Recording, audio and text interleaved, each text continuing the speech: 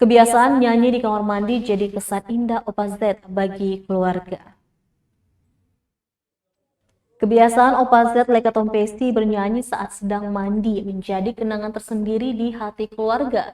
Menurut anak sulungnya, Robi Lekatompesti, mendiang ayahnya punya kebiasaan bernyanyi di kamar mandi.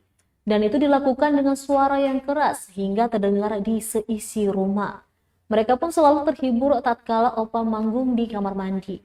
Dan itu dilakukan setiap hari, setiap kali mandi.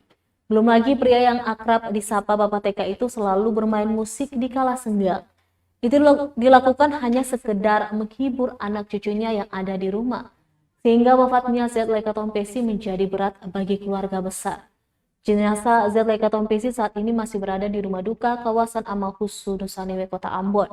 Rencananya, Z Lekatompesti akan dimakamkan pada Minggu 13 Februari 2022 siang pada pukul 3 sore hari.